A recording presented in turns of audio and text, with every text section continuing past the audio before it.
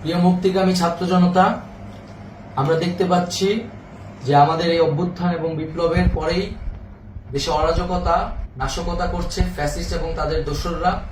আমরা দেখতে পাচ্ছি যে বিভিন্ন জায়গায় এখন গোলাগুলি চলছে, মন্দিরে হামলা হচ্ছে এবং নাশকতা ও লুটপাট করছে। আমরা মনে করি আমাদের যে ছাত্র নাগরিকদের অভ্যুত্থান তাকে নস্যাৎ করার জন্যই পরিকল্পিতভাবে এই ধরনের ঘটনা ঘটানো হচ্ছে। আমরা মুক্তিকামী ছাত্র জনতাকে সজাগ এবং সতর্ক থাকতে আহ্বান জানাচ্ছি এবং আমাদের যে অন্তর্বর্তীকালীন সরকার, আমরা সেই সরকারের যে প্রস্তাবনা 24 ঘন্টার সময় নিয়েছিলাম, জরুরি পরিস্থিতি মোতাবেক আমরা এখনই তার একটি রূপরেখা ঘোষণা করছি। আমরা সিদ্ধান্ত নিয়েছি যে সর্বজন গ্রহণযোগ্য আন্তর্জাতিক খ্যাতিসম্পন্ন নোবেল পুরস্কার বিজয়ী ডক্টর মোহাম্মদ ইউনূসকে প্রধান উপদেষ্টা করে অন্তর্বর্তীকালীন সরকার গঠন করা হবে এবং ডক্টর মোহাম্মদ ইউনূসের সাথেও আমাদের কথা হয়েছে। তিনি ছাত্র জনতার আহ্বানে বাংলাদেশকে রক্ষা করতে এই গুরুদায়িত্ব নিতে সম্মত হয়েছে।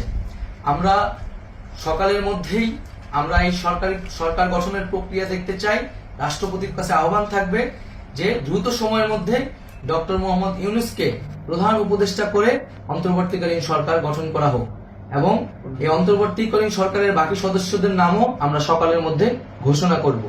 প্রিয় বন্ধুগণ, দেশে যে অরাজকতা চলছে, মানুষের জীবনের নিরাপত্তাহীনতা চলছে, সেজন্য আমরা রাষ্ট্রপতির কাছে আহ্বান জানাচ্ছি দেশে আইন শৃঙ্খলা পরিবেশ ফিরিয়ে আনার জন্য দ্রুত সময়ের মধ্যে কার্যকর ব্যবস্থা নিতে হবে এবং আইন শৃঙ্খলা বাহিনীকে সহযোগিতা করার জন্য মুক্তিকামী ছাত্র জনতাও রাজপথে থাকবে এবং অন্তর্বর্তীকালীন সরকার গঠন না হওয়া পর্যন্ত মুক্তিকামী ছাত্র জনতাকে রাজপথে থেকে তাদের যে অভ্যুত্থান, সেই অভ্যুত্থানকে রক্ষা করতে হবে।